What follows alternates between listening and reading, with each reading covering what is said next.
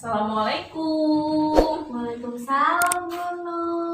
Masya Allah, Bu Putri, teman-teman kecil. Masya Allah, Bu Putri baca Al-Quran sambil menunggu buka puasa. Iya, Bunu, sambil nunggu berbuka.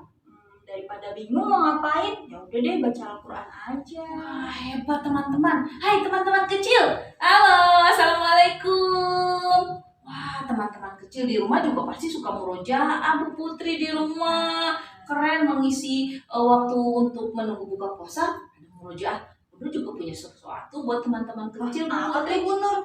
Nah, kali ini Bu Nur mau kasih lihat ke teman-teman tentang berkisah. Kisah apa ya? Kisahnya nanti Bu Nur kasih taunya nanti. Tapi yang berkisah kali ini seorang ayah loh. Wow, Oh, siapa itu? Kira-kira ayahnya siapa ya? Teman-teman mau lihat yang berkisah kali ini siapa? Bu Putri mau? Oke, kalau gitu ya teman-teman kita saksikan ya. Wah, adek hebat ya. Sekarang udah hari kedua puasa ya. Tos dulu. Wah, semangat ya, Dek. Ini ntar lagi buka. Jadi adek tetap semangat ya. Sambil nunggu buka, Papa mau cerita. Adek mau cerita nggak? Mau cerita? Papa mau cerita tentang Uwais Al-Qarni. Ya, namanya Uwais Al-Qarni. Al-Qarni itu artinya penghuni langit. Dia pemuda yang tak dikenal di bumi, tapi penghuni langit mengenalnya. Dikenal sama malaikat, dikenal sama Allah, dikenal sama Rasulullah. Mau dengar ceritanya? Nah, jadi Uwais Al-Qarni ini dia adalah anak seorang pengembala. Bapaknya itu sudah meninggal. Dia punya seorang ibu. Ibunya buta sama lumpuh, nggak bisa jalan. Maksudnya apa? Iya, lumpuh. Ibunya lumpuh, nggak bisa jalan. Nah, Maksudnya kayak lambat gitu. kakinya nggak bisa gerak, nggak bisa jalan. Tapi Uwais ini dia sayang sama ibunya. Kemana-mana ibunya dibantuin, disuapin, diajar jalan gitu, saking sayangnya. Jadi Uwais Al-Qarni dari kecil ini dia punya penyakit sopa. Sopa itu bintik-bintik putih, semua bintik putih seluruh badan. Nah, terus dia sangat berbakti sama ibunya kan. Suatu saat ibunya punya keinginan.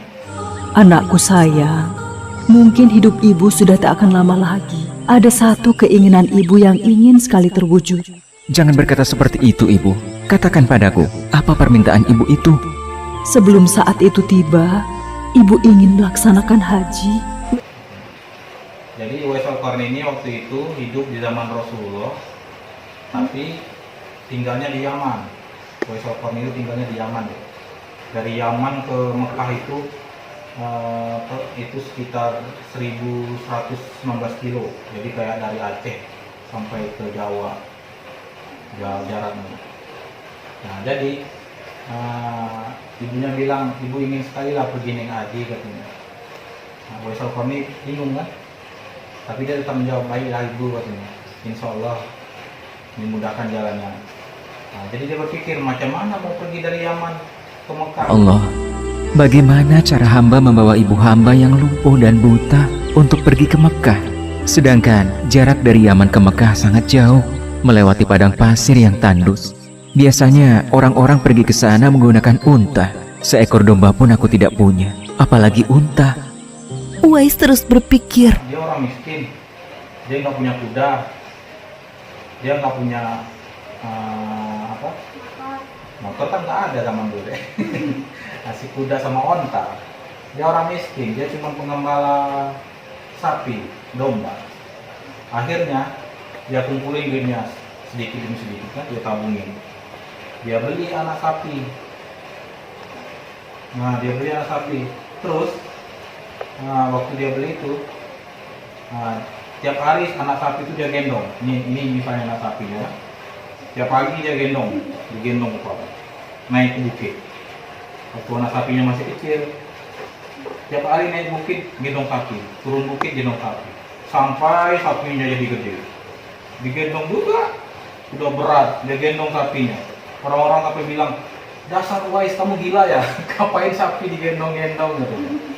Gede sapinya udah 100 kilo. Ternyata kenapa Uwais itu menggendong sapi tiap hari ke bukit, rupanya dia latihan supaya bisa gendong ibunya.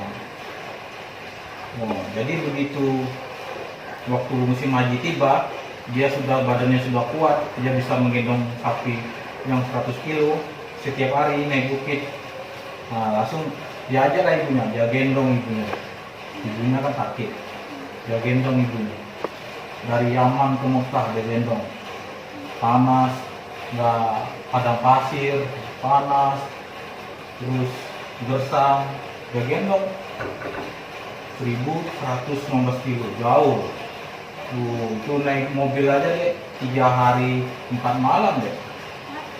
Nah ini jalan kaki bisa berbulan-bulan dia gendong ibunya. Terus akhirnya sampailah ibunya di Mekah kan. Terus dia waktu tawaf ada tawaf kan yang mengelilingi Ka'bah, nah, dia ini kan dia gendong ibunya tawaf, terus sa'i, terus semua lah rukun haji sampai selesainya ibadah haji. Terus akhirnya dia balik lagi ke Yaman setelah selesai ini kan ibadah haji. Terus dia ini rindu sekali sama Rasulullah. Rasulullah ada waktu itu, tapi dia belum bisa menemui Rasulullah karena ibunya yang sedang sakit itu kan, yang belum mau buta. Tapi begitu selesai dari Papa tapi kenapa itu lumpuh? Iya, udah tua deh, lumpuh sama buta.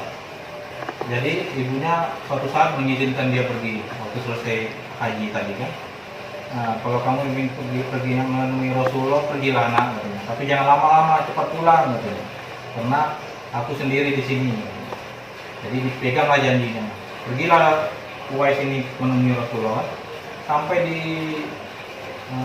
Madinah, Rasulullah waktu itu udah di Madinah. Ternyata Rasulullah lagi nggak ada di rumah. Aisyah, istrinya Rasulullah bilang Rasulullah sedang berperang, katanya.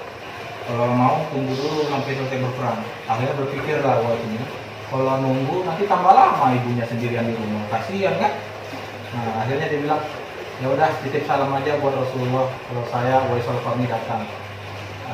Saya harus pulang karena ibuku menungguku di rumah. Lalu Siti Aisyah ini begitu Uwais itu pulang, beberapa hari kemudian Rasulullah datang.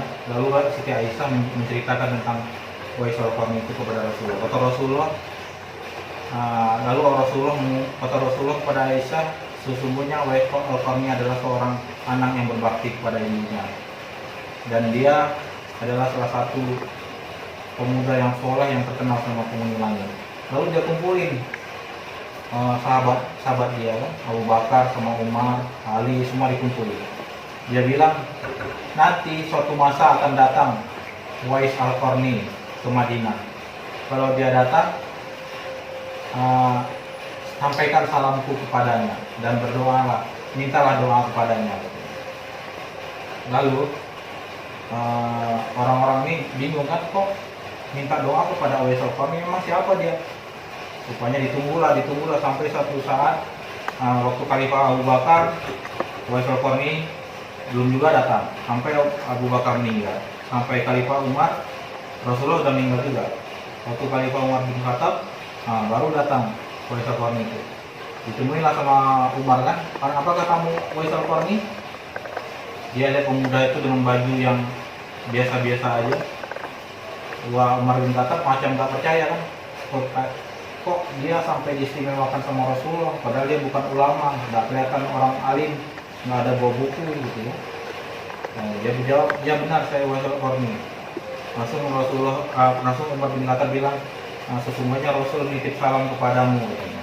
Dan minta kami berdoa, minta doa kepadamu, katanya. Lalu Uwais Al-Qarni pun mendoakan mereka kan. Lalu Umar bin Khattab bertanya kan sahabat-sahabat, memang kamu punya amalan apa? Kok bisa sampai segitu, katanya? Aku tidak punya amalan apa-apa, cuman katanya, aku punya seorang ibu yang sudah tua, sudah lumpuh, buta, sudah lemah. Jadi sejak aku kecil aku merawat ibuku dan aku menyayangi ibuku, katanya. Oh mungkin karena inilah penyebab kamu mendapat kemuliaan seperti ini. Nah, jadi Uwais Al-Qarni ini deh, dia nggak terkenal di kalangan para sahabat Rasulullah, tapi terkenal sama sama penghuni langit. Malaikat-malaikat kenal. Kenapa? Karena dia sayang sama ibunya.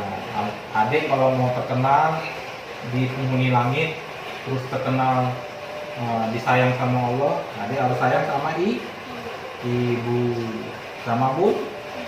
Nah, kalau orang disayang sama bundanya, Allah pun akan sayang. Kalau Allah sayang, Allah akan dapat sama ya udah. Ya, jadi sayang sama bundanya ya. Oh ya. Nah, Wah, seru banget kisahnya, Bu. Iya kan, Bu Putri, selain kita murojaah atau membaca Al-Quran, terus bermain yang lain, berkisah juga seru ternyata. Jadi tahu deh tentang kisah-kisah Islam yang baru. Iya, dan kali ini tadi kisah tentang seorang pemuda namanya Uwais Al-Qarni. Tapi dia tidak dikenal di bumi, tapi semua malaikat mengenal. Bu Putri, ada malaikat Rasulullah terkenal. Wah, keren banget. Karena dia berbakti sama bundanya. Jadi teman-teman kecil juga boleh loh di bulan puasa ini nih Bu Putri, bantu bunda-bundanya menyiapkan apa aja Bu Putri? Kalau berbuka puasa, boleh minuman, Wah, boleh terus makan. makanan juga. Terus juga yang bisa siap sahur juga bantu bunda-bundanya menyiapkan sahur ya Bu Putri ya. Wah, itu akan jadi pahala buat teman-teman kecil. Oke teman-teman, kalau begitu Bu Putri, kita ucapkan apa Bu Putri? Selamat berbuka puasa.